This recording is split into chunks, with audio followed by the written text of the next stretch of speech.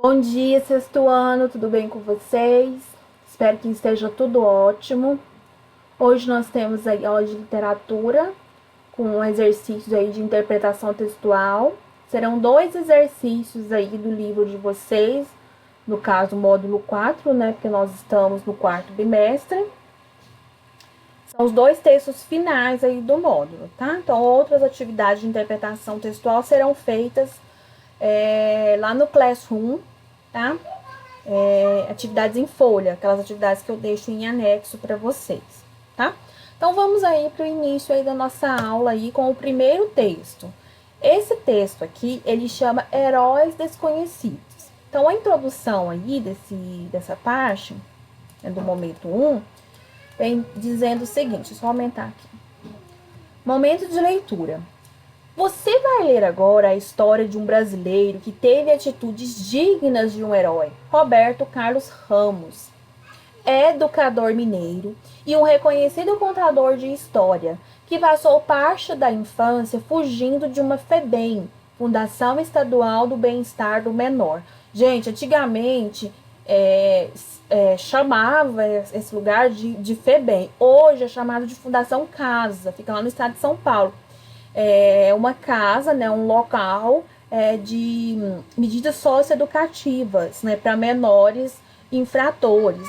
O menor ele fez alguma coisa que infringiu alguma lei. Ele não pode ser preso numa cadeia comum. Ele vai para lugares em que ele vai participar aí dessas medidas socioeducativas, né? Isso inclui escola, isso inclui oficinas aí, né, para ele aprender coisas novas, como cuidar de horta, noções de mecânica, língua inglesa ou outra língua estrangeira moderna, vai depender muito aí do local, né? Mas no geral essas questões aí que são trabalhadas, essas matérias, esses conhecimentos, esses conteúdos. Aí, né, a história dele, né, que eu parei aqui na FEBEM, até conhecer uma pedagoga e mudar sua vida. Sua história foi contada no livro 100 Brasileiros, lançados em 2004 e em 2009 foi adaptado para o cinema, no filme O Contador de Histórias, tá? Então vamos aqui, vamos acompanhar aí a leitura do texto Heróis Desconhecidos. Durante muitos anos, Roberto Carlos era chamado por um número 374, sua inscrição no prontuário da FEBEM. Após 131 fugas, era tido como irrecuperável, menino de rua e analfabeto. Seu caminho parecia ter uma única direção, a da marginalidade. Mas ele mudou o curso. Filho caçula de uma família de 10 crianças, nasceu na região pobre de Belo Horizonte, Minas Gerais. Aos 6 anos, o pai desempregado o internou na Fundação Estadual para o Bem-Estar do Menor, FEBEM, anunciada na época como uma espécie de colégio para crianças carentes. Só podia ser visitado uma vez por mês. Em 2 anos, o pequeno Roberto Carlos já contabilizava 12 fugas. A cada fuga, acreditava encontrar uma família. Aos 13 anos, após sair do camburão, ainda na sala de triagem, dando a sua 32ª entrada na FEBEM, o rapaz chama a atenção da pedagoga francesa Marguerite Duras em visita à casa de menores. Os funcionários disseram que tratava de um caso irrecuperável, ou seja, tinha mais jeito, né? Segundo os funcionários, né?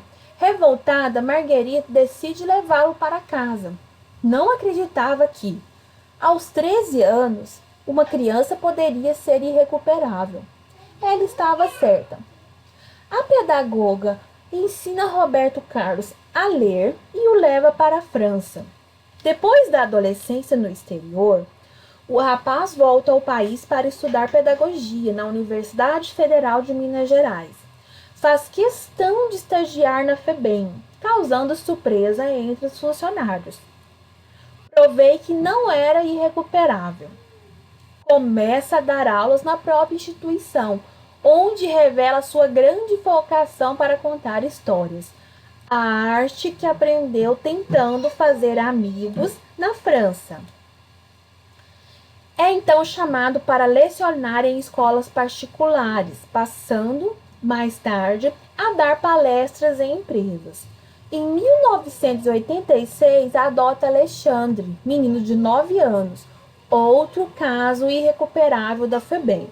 O primeiro de 13 ex-internos da instituição que vive hoje em sua companhia. Então, aqui do lado aqui do texto, nós temos aqui, né, a reprodução aí, né, a capa do DVD, né, do livro Contador de Histórias, que foi baseado aqui na história do Roberto Carlos. Então, teve toda essa situação aí, né, que ele viveu dentro lá da FEBEM e depois fora da FEBEM, né, que mudou o rumo da vida dele. Então, é contada aqui nesse filme. Seguindo aqui, nós temos aí, né, algumas informações aí sobre o livro 100 Brasileiros, né, onde conta aí a história do Roberto Carlos. Esse livro foi lançado em 2004 pelo governo federal, né, e aí com a biografia, né, de várias pessoas, ou seja, contava-se a história de várias pessoas, né, o texto biográfico é quando conta a história de alguém. Então, né, são pessoas aí ligadas à literatura, arquitetura, artes plásticas, cinema, música, teatro, né? Por que o governo, né? Por que foi idealizado isso, né? Nessa coletânea? É para mostrar aí a força que os brasileiros têm, né? De mostrar aí nessa questão aí do poder de criação, né? Do criar, do liderar, empreender e superar adversidades. Né? Então a obra ela reconhece que o Brasil é o próprio brasileiro, representado nela por meio de personalidades que são símbolos para todos, né? Então serve aí de inspiração aí para outras pessoas. Agora vamos aqui para a parte do estudo sobre o estudo do texto. Vamos prestar bastante atenção aqui nas questões, porque a partir do momento que você entende a questão, você consegue responder o que é proposto. Isso não vale só para literatura ou língua portuguesa, não, tá? É para todos os conteúdos. No texto que você leu, são apresentados fatos relevantes da vida de Roberto Carlos, ou seja, relevantes ao mesmo que importante, né? Algo de destaque. Que fatos são esses? Gente, está pedindo que fatos? Então, aí a pergunta está no plural. Então, não vale você vir aqui e colocar um fato apenas, né? São vários fatos, né? Porque está no plural. B. Onde foi publicado esse texto? Como que eu vou saber onde que, né, tem essa informação aí de publicação do texto? Abaixo do texto sempre vem as informações aí sobre o autor, sobre onde foi publicado, o ano, tá? O texto que vocês leram, né, ele faz parte do livro 100 Brasileiros e, né, ele é um texto biográfico, né, ele é uma biografia. A biografia ela pode ser de forma oral, escrita ou visual. O que é uma biografia? É um texto que conta a história, né, os fatos mais importantes de uma pessoa. Alguém vai lá e conta a história sobre o outro, diferente da autobiografia. A autobiografia é quando a própria pessoa escreve a sua história, né? Eu vou fazer uma autobiografia, então eu vou contar a minha história. Se eu vou escrever uma biografia, eu vou contar a história de uma outra pessoa. No caso aí é uma biografia, né? Que tá contando uma história aí de outra pessoa. Como eu havia dito para vocês, ela pode ser de forma oral, escrita ou visual. Gente, a visual, não sei se vocês já viram, tem livros que ele conta a história de alguém só por meio de fotografia, só por meio de imagens. Então é um texto puramente, né, que é presente aí a linguagem não verbal, ou seja, não vem escrito, né, vem só por imagens. E a forma oral é a dita, né, dentro da oralidade, e a escrita, né, no papel, na internet, enfim, é o que você consegue ler aí por meio dos sinais gráficos aí representados por letras, símbolos, palavras, frases, parágrafos, períodos, parágrafos, né, e o texto, enfim. Número 2. Ah, gente, só uma informação sobre a biografia. Ela vem em ordem cronológica. Gente, cronologia. Por exemplo, vou contar a história de alguém. Eu vou começar com o nascimento, desculpa, com a infância, depois com a adolescência, com a fase adulta, né? Se a biografia vai até a fase adulta, eu vou parar, mas eu vou seguir essa cronologia, né? Cronologia temporal e também dos fatos. Porque se eu tô contando a história de alguém, eu sei a história, mas as outras pessoas não sabem. Então, se eu mudar essa cronologia, pode ser que altere aí o sentido, né, do texto, né? Ou seja, contar a história de alguém. Número 2. Veja a seguir características das pessoas que normalmente aparecem em biografias. E aí você vai escolher, você vai marcar uma dessas alternativas que fazem referência à história aqui de Roberto Carlos. Então, ele faz parte de qual grupo? Do primeiro e do segundo. O primeiro grupo fala o seguinte: pessoas públicas como políticos, cientistas, esportistas, escritores, e aí vou acrescentar aí também atores, cantores, enfim, né, várias personalidades aí. O Roberto Carlos se insere nessa categoria, ou ele se insere aqui, ó, pessoas que não são famosas, mas que fizeram coisas importantes, contribuindo de alguma forma com a sociedade. Escolheu, né? Viu qual que se encaixa aqui o Roberto Carlos? Você vai justificar aqui a sua resposta nesse espaço. Então, são 2 etapas aí para você responder essa questão. 3. No texto lido, os fatos são narrados pelo próprio Roberto Carlos ou por outra pessoa. Em que pessoa do discurso a biografia dele é narrada, gente? Primeiro, a história do Roberto Carlos foi ele que contou ou foi alguém? Você vai lá e coloca, por outra pessoa. Pessoa do discurso é a primeira, né? Segunda ou terceira pessoa. Nesse caso aqui de biografia, ou é em primeira pessoa ou em terceira pessoa. Se eu digo primeira pessoa, o narrador é personagem, porque ele participa da história, ele conta uma história e participa. Se ele não está participando da história, se ele só conta a história, ele está na terceira pessoa do discurso, ele só está contando, ele só está narrando. Então ele é um narrador observador. Então é o que vocês estarão colocando aí como segunda parte aí dessa resposta, se é a primeira ou terceira pessoa do discurso. Seguindo aqui, número 4. O número 4, gente, ela vem pedindo o seguinte, ela vem falando o seguinte, que a biografia do Roberto Carlos, ela foi publicada no livro 100 Brasileiros, no capítulo específico aqui, que é Heróis Desconhecidos. Porque o biografado, ou seja, o Roberto Carlos, ele é considerado um herói? 5.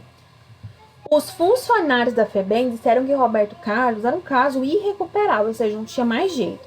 Aí na letra A fala o seguinte: que motivos fizeram com que eles pensassem dessa forma? B. Que motivos fizeram Marguerite Duvas pensar de forma contrária? Né? Lembrando que essa Marguerite Duvas é a pedagoga que viu ele chegando lá, né? Ele retornando, né? Descendo do camburão, toda aquela situação que é narrada. 6. E ela é francesa, tá? Só relembrando aí vocês. 6. Roberto Carlos tinha um dom para contar histórias, para ser contador de histórias. Em que circunstância, ou seja, em que momento aí da vida dele esse dom se manifestou? Qual momento da vida dele que foi narrado aí, nesse trecho aí, que manifestou essa questão de contar histórias? Seguindo aqui, número 1, do para casa, mas é para agora mesmo, tá? Roberto Carlos Ramos fugiu 131 vezes. O que o motivava a querer sair da fundação? Qual era o motivo, né? Por que ele queria fugir, né, da Fundação Casa? 2. Depois que Roberto mudou de vida e estudou, ele quis fazer estágio na FEBEM, lugar em que passou parte de sua infância. O que justifica essa sua atitude? Por que ele quis, né? O que justificou essa vontade dele aí em fazer estágio na FEBEM? Seguindo aqui na 71. De que modo Roberto Carlos começou a ajudar as pessoas? Teve uma situação aí que ele começou a ajudar, né? 4. A cada fuga, Roberto Carlos tinha esperança de encontrar uma família. Em sua opinião, ou seja, agora sim uma resposta pessoal, por que isso era importante para ele? Por que é importante para Roberto Carlos encontrar uma família? Então, você vai estar colocando aí. Aí aqui essa parte aqui, quando vocês estiverem respondendo, vocês façam uma leitura dela aí, tá? Para vocês conhecerem um pouco aí da história aí da FEBEM. Eu falei um pouquinho, né, para vocês no início da aula, mas aqui tem informações mais aprofundadas, tá? Essas duas partes aqui, como eu falo para vocês, elas são feitas de forma oral, então nós faremos aí durante a nossa live, tá? Aí, seguindo aqui vem falando sobre a questão, né, de perfis dos adotantes e adotados. Aqui eu quero levantar umas pontuações com vocês, mas tem que ser com a participação de todos, tá? Agora vamos aqui para o Explorando a Linguagem, na página aí 72. Então vamos aqui. Número 1.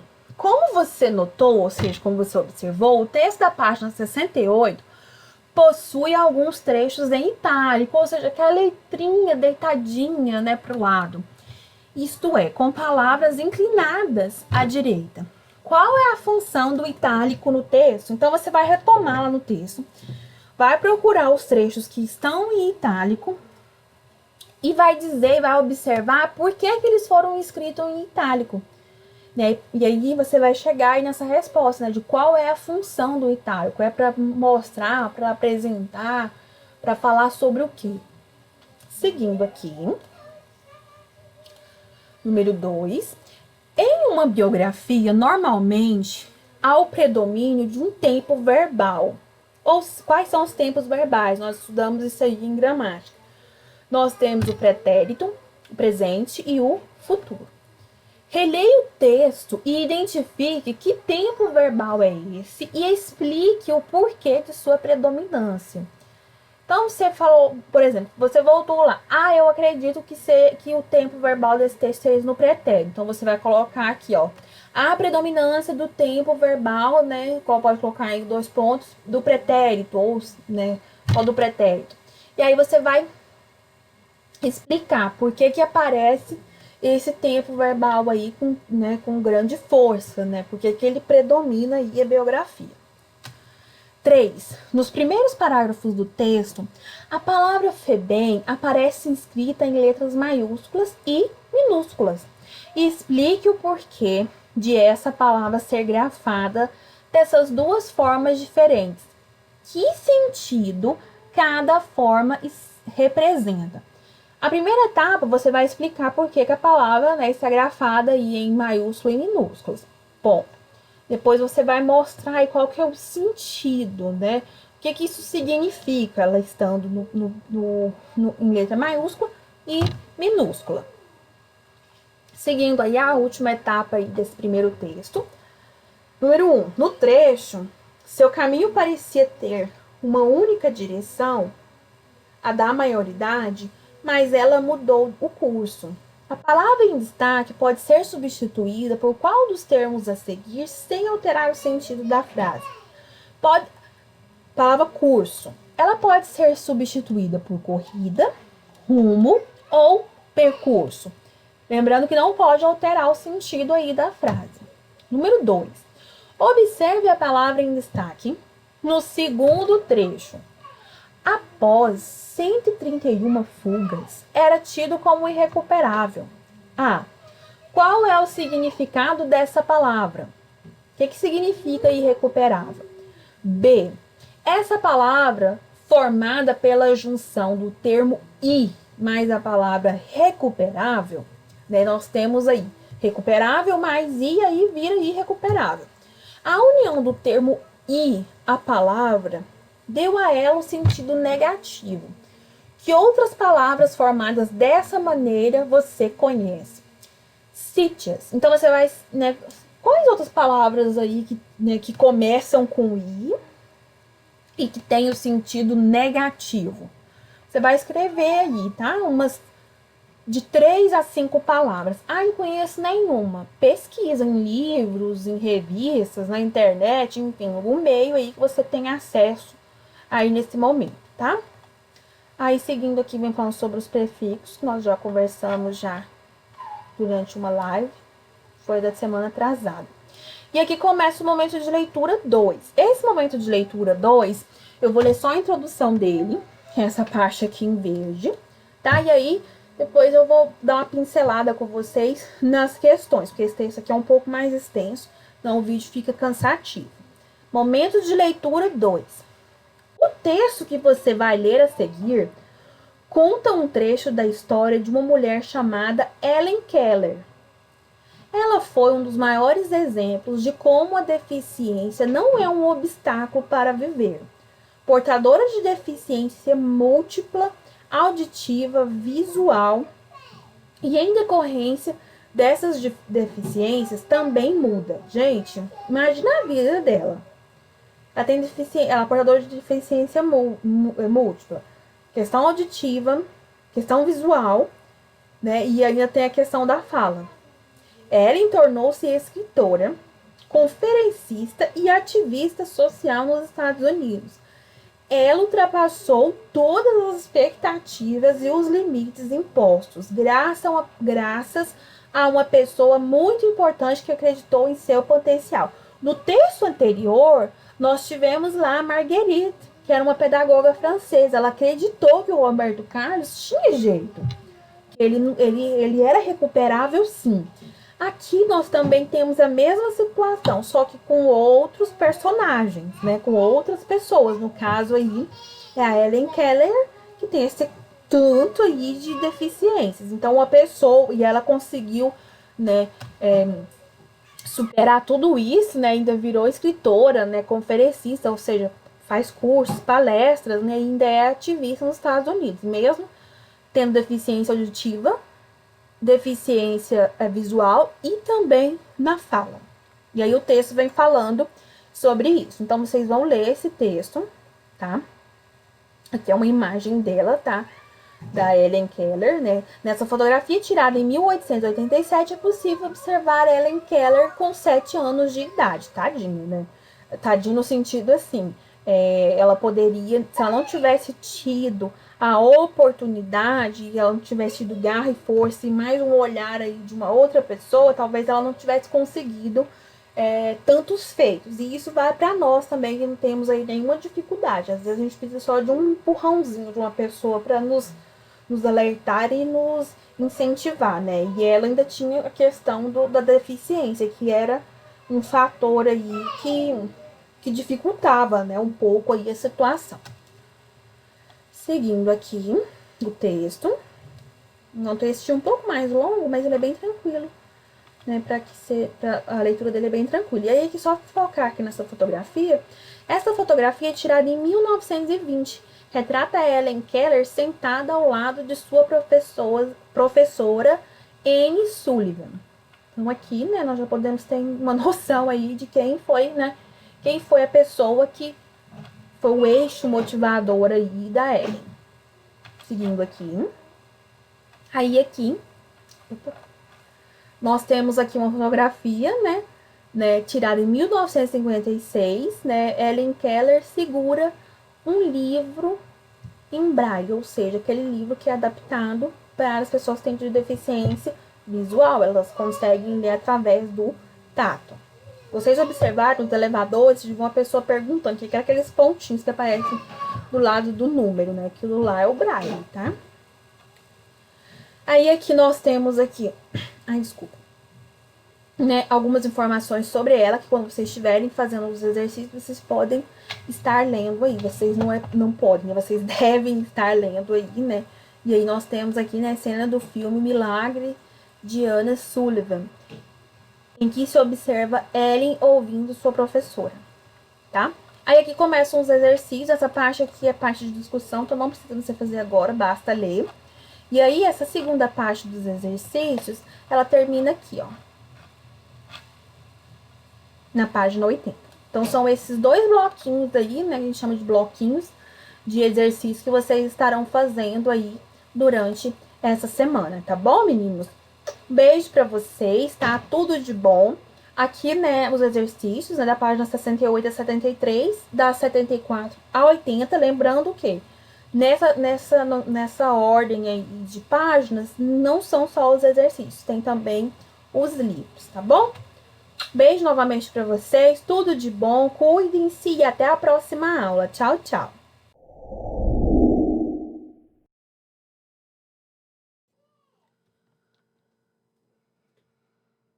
Bom dia, sexto ano, tudo bem com vocês? Espero que esteja tudo ótimo, tudo tranquilo. Hoje nós temos aí aula de redação. Nossa última aula de redação, nossa última videoaula de redação. E por isso que eu coloquei esse slide aí, né, fazendo referência aí ao Natal, essa época colorida, né, com destaque aí nas cores vermelho e opacas, né, que relembram aí a neve, né? Por mais que nós não tenhamos neve aqui, nós estamos num país tropical, mas né, quando se fala em Natal, sempre há essa referência, né, ao hemisfério norte, né, que está né, no inverno e neva, né, cai neve. Então, hoje nós temos aí nossa última aula, nossa última videoaula de redação, em que trabalharemos aí elementos coesivos e autobiografia. Nós já trabalhamos aí uma primeira parte aí de elementos coesivos e agora estamos aí, né, caminhando aí para a segunda parte e a autobiografia. Inclusive, a autobiografia foi texto, é um gênero textual de um texto que nós trabalhamos aí em interpretação textual. Lembrando que nós estamos utilizando aí o livro, tá? Vou até abrir aqui, deixa eu só mudar aqui a forma de exibição, que fica mais fácil para vocês lerem e também para que eu não me perca aqui, né? A letra é muito pequenininha, eu também vou conseguir estar acompanhando. Então, primeira parte da nossa aula de hoje é sobre os elementos coesivos, né? Então, vocês já sabem, né? Nós já estudamos aí que esses elementos coesivos, eles são termos que, né, o objetivo, a finalidade deles é de relacionar palavras, expressões, períodos, frases, né, dando sentido aí para elas. Então, eles servem aí, né, para fazer essa parte de relacionar, de ligar, né, para que tudo tenha sentido. Sem os elementos coesivos, fica mais complicado ter um entendimento do que está sendo, do que está querendo ser passado, ser dito, ser explicado. Então, eles são aí os elos, né, a ponte aí entre palavras, entre frases, entre períodos, para que tudo tenha sentido. Ai, desculpa. Seguindo aí, né, nós temos aí um trecho da biografia que nós lemos aí do Roberto Carlos Ramos, que é daquele menino, né, que ficou por um tempo na FEBEM, e ele era, né, tido aí como alguém irrecuperável, ou seja, não teria jeito, né, e aí ele conheceu a Marguerite, que é uma pedagoga francesa, e ela cuidou dele, né, levou ele para morar com ele, né, adotou, e ele se tornou professor, palestrante, né, ele teve um futuro e ele foi recuperado, sim, né, ela acreditou e conseguiu. Aí tem esse trecho que vocês, do texto que vocês, obviamente, já leram, né? Eu li, inclusive, com vocês na videoaula de literatura, essa semana. E aí nós temos aí, né? A pedagoga ensina Roberto Carlos a ler e o leva para a França. Aí, na sequência, aí, nós temos outras palavras em destaque, né? Essas palavras aí que estão em laranja. Rapaz, país, instituição, arte, e arte. Aí na letra A, pergunta o seguinte: a que se refere cada um dos termos destacados? A que se referem? Né? Ele está dizendo algo sobre quem? Ou sobre o quê? Né? Aí vocês vão analisar. Já na letra B, nós temos aí a seguinte pergunta: quais palavras do texto foram empregadas para substituir o nome Roberto Carlos? Com que finalidade essas palavras foram empregadas? Gente, essas palavras aí, né, tá perguntando aí, são duas perguntas. Quais palavras do texto foram empregadas para substituir o nome Roberto Carlos? E qual foi a finalidade, qual que é o objetivo, né, dessas palavras, né? Não se repetiu várias vezes o nome do Roberto Carlos, mas sim foram inseridas outras palavras que faziam referência a ele. Então, qual que é o sentido, qual que é o objetivo de fazer essa substituição? Aí aqui, né, vem falando o seguinte, que, né, nos exemplos aí que foram mostrados aí acima, nós temos aí a questão que a coesão se faz a retomada de palavras. Para você não ficar repetindo a mesma palavra, você utiliza aí desses elementos coesivos, que substituem aquela palavra que você não quer utilizá-la. E nós estudamos aí, né, os sinônimos e antônimos em aulas passadas, que eles andam de acordo, né? Eles estão juntinhos aí com essa questão da coesão, dos elementos coesivos. No caso aí, né, eles ocorrem por meio dos pronomes e de substantivos. Duas classes de palavras que nós estudamos. Substantivos estudamos aí no primeiro e segundo bimestre, e os pronomes no terceiro bimestre. Isso é em gramática. Então, são conteúdos aí, são duas classes de palavras que, né, ainda estão fresquinhas aí na memória de vocês. A letra B, número 2, vem falando o seguinte: leia na tirinha a seguir um diálogo entre Marci e Pati Pimentinha. Eu gostaria de fazer uma pergunta à professora, mas receio que ela ache boba. Dizem que a única pergunta boba é aquela que não faz. Professora, tudo bem? Se entregarmos o resumo do livro com 1 ano de atraso, eles estavam errados. Então, aqui ela fez uma pergunta, né, meio complicada, né, para a professora. Lembrando que faz parte aí da historinha do Snoopy, tá? Por que Pati Pimentinha julgou que a professora acharia boba sua pergunta? B. Como Marci incentivou sua amiga a fazer a pergunta à professora? O que ela fez de incentivo aí, né, para a amiga fazer essa pergunta para a professora? O que ela disse, né? Qual foi a atitude dela? Aí, seguindo aqui, lembrando, meninos, vou até diminuir aqui a tela, ó. Estamos na página 81, tá? E agora vamos para 82. Na tirinha, alguns elementos coesivos são empregados para retomar uma palavra ou expressão já mencionada. Ligue os pronomes a seguir aos elementos que eles retomam. Então, nós temos aí ela, a, aquelas e eles. Então, você vai ligar, né, esses termos aqui na segunda coluna de acordo com o que eles fazem referência. Aí você vai falar assim, mas tem 4 e 3 aqui, né? É porque um repete, tá? D. Das palavras acima, 2 retomam o termo pergunta. Por que isso aconteceu? Você vai estar explicando aí por que, né, retomou, né, fez referência aí, né, 2 vezes ao termo pergunta, né, que é esse aqui. Letra E. Sublinhe as palavras que podem substituir a palavra mas, usada no primeiro quadrinho, sem que haja alteração de sentido.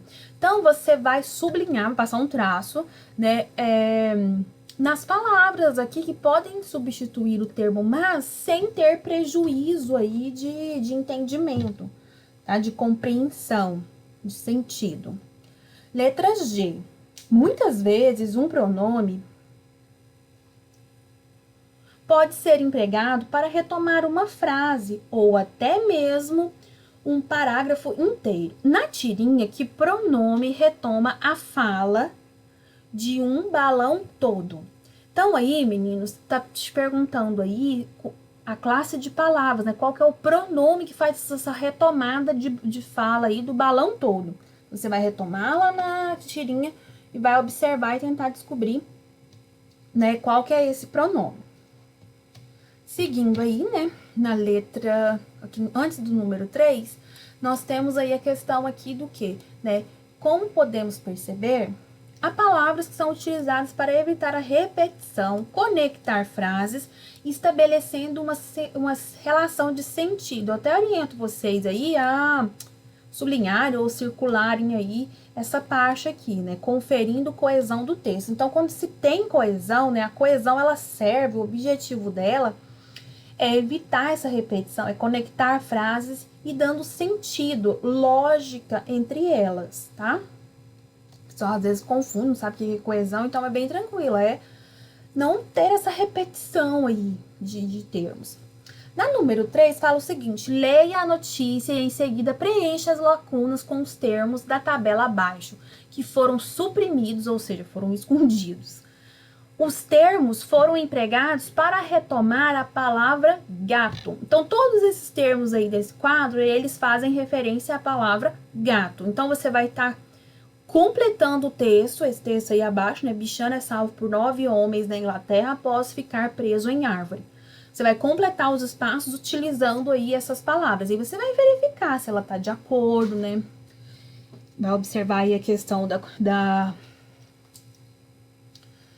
frase como um todo para ver se ela fica encaixadinha de forma correta, tá? Por mais que ela, né, seja aí fazendo referência ao mesmo termo, que é gato, mas é importante que vocês observem se nesse período, né, no período que for colocado, ela esteja de acordo, tá?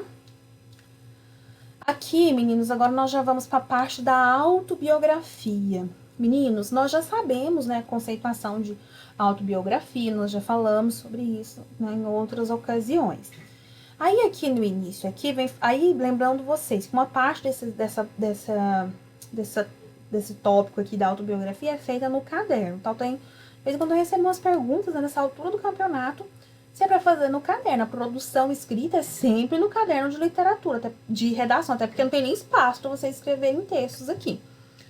Autobiografia. Você leu a biografia de Roberto Carlos Ramos e a autobiografia de Helen Keller e observou 2 maneiras de narrar a história da vida de alguém. Normalmente, as biografias e autobiografias são fatos reais de pessoas que realmente existiram. Leia um trecho da história de Pedro Bandeira, um dos escritores de literatura infantil mais conhecidos no Brasil. Então, esse aqui eu vou deixar para que vocês façam essa leitura, tá? São 3 parágrafos, se possível em voz alta, para você treinar aí a sua oralidade. E aí depois a gente passa aqui para as questões interpretativas, né? Número 1. Na autobiografia de Pedro Bandeira, os fatos são relatados em que pessoa? Por quê?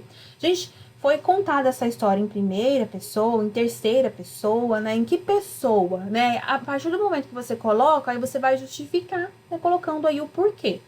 2. Quais fatos da vida de Pedro Bandeira foram narrados no texto da página anterior? O que foi falado sobre a vida dele? Foi sobre a infância? Foi sobre a faculdade? Foi sobre a vida pessoal? O que foi contado aí? A número 3 vem falando o seguinte: no trecho, acabei fazendo pequenos textos de ficção para ganhar algum, além do salário que me permitisse ajudar meus 3 filhos a crescer. A palavra em destaque foi empregada para se referir a quê? Esse algum, ele é o quê? Ele é um sustento, ele é um dinheiro, ele é um carro, um relógio. O que é esse algum? No final, número 4, isso, no final, o autor diz que vive somente de literatura. Explique o que ele quis dizer com isso. Quando ele fala que ele vive somente de literatura, isso quer dizer o quê? Tá? 5. Como você percebeu, quem narra a história de Pedro Bandeira é ele mesmo. Por isso, ela é chamada de autobiografia. O que há em comum entre a autobiografia e a biografia? Eu falei isso na aula de literatura, gente. A biografia é quando alguém escreve sobre a outra pessoa. A autobiografia é quando eu escrevo a minha história, ou você escrevendo a sua história. Então, ela é em primeira pessoa. A biografia, ela é em terceira pessoa, porque ela está contando da vida de outra pessoa. Então, né, o escritor, ele não está participando da história. Então, essa é uma das diferenças aí, né? E aí tá pedindo aí o que há em comum entre a autobiografia e biografia, que eu falei para vocês as diferenças. Mas dentro da semelhança, o que que tem? Tá falando, tá contando, tá narrando uma história, né? A vida, relatando aí a história de vida de alguém, seja ele famoso ou não. Aí aqui, né, nós já passamos aqui para conceituação de biografia e autobiografia, né, que eu acabei de falar. E aqui vem para produção textual, produção de texto, que é feita no caderno de redação. Eu recebo umas dúvidas ultimamente que, assim, me fazem acreditar que não tem assistido os vídeos. Me fazem as perguntas assim, gente, professora, para fazer essa parte aqui de outras produções, né? Sim, né? Aí você tem a certeza de que não assistiu o vídeo, porque, né, vem falando, eu até escrevo aqui, sempre escrevo, e aí me fazem essas perguntas. A própria pessoa se delata, né, falando aí, fazendo essa pergunta, né? Pode perguntar quantas vezes quiser, eu tô falando assim, acaba se entregando, né? Ai, não viu o vídeo, né? Não usou essas palavras, mas acabou dando a entender que não assistiu. Dando a entender, tá, gente? Eu não tenho certeza absoluta, mas é o que parece. Agora é sua vez de contar a história da sua vida, isto é, produzir uma autobiografia contando aspectos pessoais, marcantes, quanto situações cotidianas que você considere interessante publicar. Talvez tenha alguma coisa que aconteceu aí que é no dia a dia, mas que foi engraçado, foi importante para você, né? Ela deve ser apresentada para os colegas de turma. Para produzir sua autobiografia, leia algumas instruções. Procure se recordar de alguns fatos. Gente, você vai lembrar aí de fatos aí da sua vida que você acha legal, que você acha importante, que apareça na sua biografia, né? E aí, por exemplo, o nome, quando e onde você nasceu, onde que você mora atualmente. Você não vai colocar seu endereço lá, né? Você vai falar, eu moro em Goiânia, no bairro tal, ou só moro em Goiânia, tá? Aspectos assim que não sejam, né, de informações de cunho pessoal. Gostos, eu gosto de filme, de comédia, preferências, eu prefiro Todd a Nescau, né, hoje, na verdade hoje que eu tô gravando essa aula, mas essa aula foi da semana passada, a nossa live da semana passada teve uma polêmica, né, de quem gostava de Nescau e quem gostava de Todd, né, então, preferências, né. Quando começou a estudar, onde, né? Primeiro professor, esportes, acontecimentos tristes, alegres, coisas pessoais da sua vida que possam ser compartilhadas. Quando eu digo possam ser compartilhadas, né? Não é que a pessoa esconde um segredo, né? Nossa, aquela coisa de novela. Né? Às vezes você não tem coisas que não são viáveis, né? Nem elegantes de serem publicadas, né? Depois que você fizer isso, relembrar, você vai fazer uma lista desses fatos, né? Você vai organizar as suas ideias e vai produzir o seu texto. Durante a produção de texto, né, ele tem que ter um texto legal, um texto criativo, uma linguagem formal. Eu quero usar a linguagem informal. Não, aqui é um texto, digamos assim, que mais sério, né? Tá contando uma história de vida, então é interessante usar a linguagem formal. Ele tem que ser chamativo, né, atraente, para que as pessoas leiam o seu texto, né, e achem interessante. E aí, se você quiser colocar fotografias, pode colocar documentos. Quando diz documentos, pode ser alguma coisa, né, por exemplo, um ticket de um metrô que você andou em tal cidade, né, você achou interessante, algo assim nesse sentido. Vai colocar lá a foto da sua identidade, do seu registro de nascimento, né. E aí, depois que você organizou todas essas ideias, você passa aí para a produção textual. Fez a autobiografia, dá uma lidinha aqui nesses tópicos aqui para ver, né? Para identificar aí se o seu texto está de acordo com o que foi pedido, né? Com o que foi solicitado. Tá bom, meninos? Então, essa foi a nossa aula. Qualquer dúvida, eu estou à disposição. Beijo para vocês, tudo de bom. E até a próxima aula. Tchau, tchau!